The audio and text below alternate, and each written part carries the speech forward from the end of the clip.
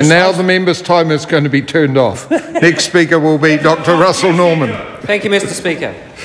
Mr. Speaker, there are a number of immediate and important issues facing our country today, whether it be the ridiculous Waterview motorway project, which is going to be wasting billions of dollars, or the Auckland governance. But today I want to focus on some more positive long-term issues. Mr. Speaker, last week during last general debate, my colleague Jeanette Fitzsimons laid out a worldview of the Green Party before this Parliament. With its aspiration of a more harmonious and prosperous future, steering us away from the dangers humankind presently faces. It is my intention today to elaborate on the economic dimensions of our philosophy. We contend first that green economics is the only way to achieve that aspiration.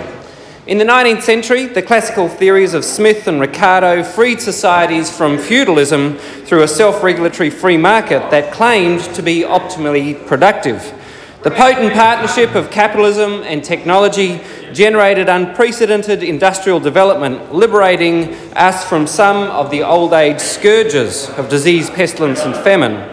Freedom of the individual and the market were central tenets, though of course the experience of the industrial working class was one of struggling to achieve these freedoms. In the early 20th century, neoclassical economics developed these notions further, with theories of profit maximisations, consumer rationality and market information. In the 1930s, macroeconomic planning through public finance management reflected the new reach of modern technology and the globalisation of economic supply and demand. Responding to the Great Depression, Keynesian theory emphasised the role of the public sector in stimulating growth through active fiscal management, a lesson we've recently had to relearn. Welfare of the individual and the responsibility of the state were central tenets of Keynesianism. By the late 20th century, monetarist theory had reverted to the free market principles and the use of interest and exchange rates, independently managed by central banks, as the means to wealth. But its weak regulatory frameworks led to excessive corporate speculation and irresponsible investment practice. Thus, we face the serious global financial crisis of today. The invisible hand miraculously appears to be begging for help. Mr. Speaker, neither of these economic theories has paid due attention to the natural world. Traditional economic theory demands continuous material growth. The classical theory of capitalism and compound interest rate requires limitless growth, yet the planet is finite. This fundamental illogic, if allowed to proceed, spells disaster for humanity.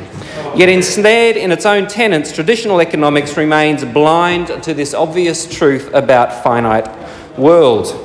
Since the mid-1970s, while GDP has continued to increase, the GPI, the General Progress Indicator, which includes social and environmental measures, has steadily declined. The global economy, far from strengthening, has experienced negative marginal utility. We would be foolhardy to continue along the same path, and yet we hear no cry for any change of direction from National Labor. Ecological economics, the theoretical basis of the Green Party's economic policy, introduces a remedial element that is essential to our 21st century survival and prosperity. Its central goal, sustainability, can be attained only when its three component factors are met: economic, social and environmental.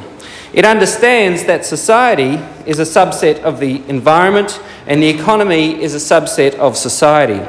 Ecological economics differs from traditional economics in four ways. It values nature, not as an object of productive exploitation, but for its intrinsic worth to humanity. It accords equal importance to the well-being of the next generation as well as our own.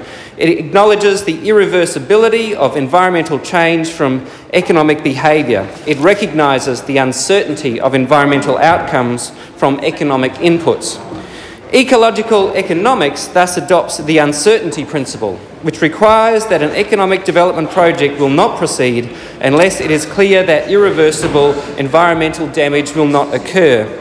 Although the international community embraced this principle 20 years ago, no New Zealand government has properly implemented it into domestic law. The result is that irreversible damage continues to be done to our national environment and thus to our long-term economic potential. Traditional economics takes into account three components: land, labour and investments, Ecological economics factors in the fourth, natural resources. By omitting the fourth, classical and neoclassical economics fails the test of the current age. The Green New Deal offers a new way ahead. The Green Party is developing a set of economic policies involving fiscal and budgetary measures suitable for our time.